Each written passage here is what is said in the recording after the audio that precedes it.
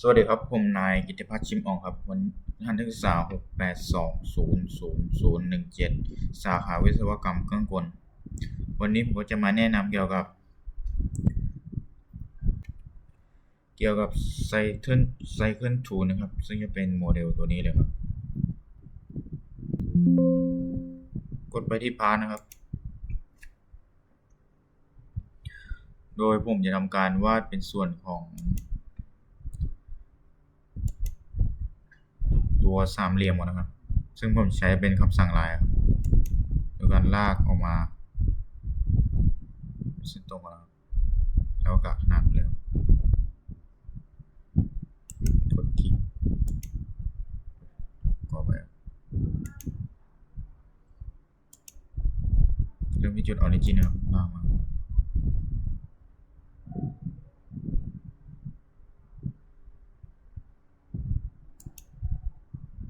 กิ้งเทียแล้วก็ลากมากิ้งเทียมันจะได้หน้าตาประมาณนี้นะครับต่อไปเราก็กด Ctrl บนแป้นพิมพ์นะครับโดยกดเส้นนี้ซึ่งมันจะมาโผล่เงี้ยเป็นแต่ละเส้นเรียงลำดับที่เส้นนี้กด Ctrl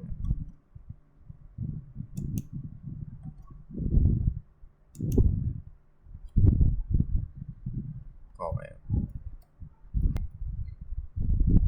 กดคลิกที่เส้นแล้วเรากด Ctrl ค้างไว้คลิกไปที่เส้นแล้วมันก็จะขึ้นมาเป็นลาย1ลาย2ลาย3จะได้ประมาณนี้ครับต่อไปเราก็ไปใช้คำสั่งของตัว equal ครับซึ่งมันเป็นคำสั่งที่ให้เส้น3เส้นมีขนาดเท่ากันต่อไปเราก็ใช้ส่วนของ smart diameter ซึ่งเป็นบอกขนาดของไอ้สามเหลี่ยมตัวนี้ซึ่งขนาดของตัวนี้อยู่ที่40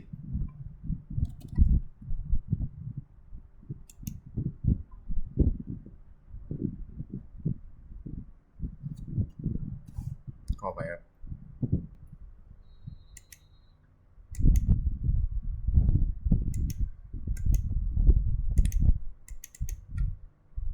มีค่าเท่ากับ40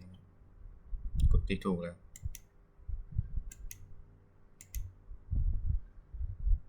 มันก็จะออกมาประมาณนี้นะครับ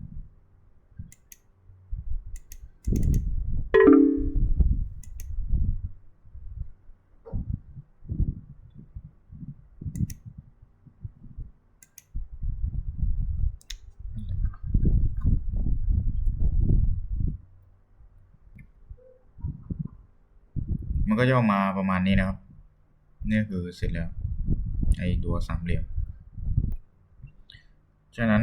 พอครอบเสร็จแล้วเราก็มาเลือกส่วนของเมนูออปชั่นกดติ๊กถูกมันก็จะได้เป็นเส้นปะอย่างนี้เลยนะครับต่อไปเราก็จะไปใช้ตัวคำสั่งของวงกลมกดใช้คำสั่งนี้ซึ่งตัวคำสั่งวงกลมมันจะมีอยู่2คำสั่งครับโดยวันนี้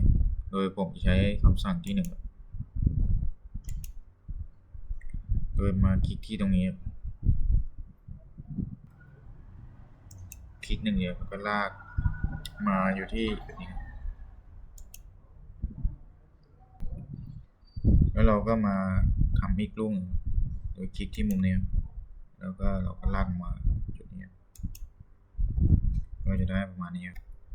ต่อไปก็ทำอีกรูปหนึ่งครับคลิกที่ตัวตรงนี้แล้วเราก็ลากมาที่จุดตรงนี้มันก็จะได้ประมาณนี้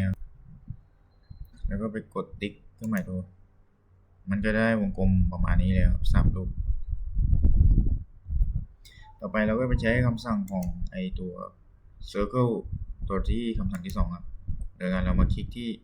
จุดนี้มาจุดนี้แล้วก็มาจุดข้างล่างนี้มันก็จะได้ประมาณนี้เลยครับ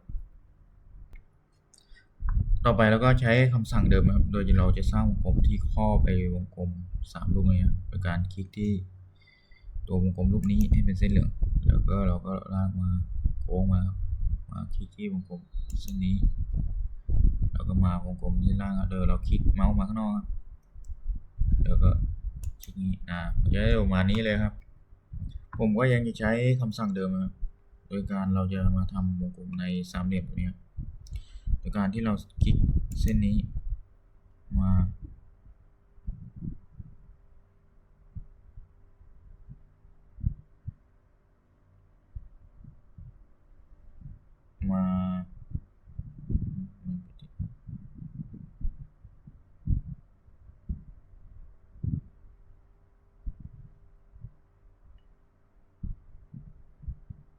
เข้าไปครับแล้วก็มาด้านนี้ครับคลิกแล้วก็มาเส้นนี้มันก็ได้ประมาณนี้ครับรูปก็จะออกประมาณนี้เลยครับก็คลิปนี้ก็ประมาณนี้ครับขอบคุณครับ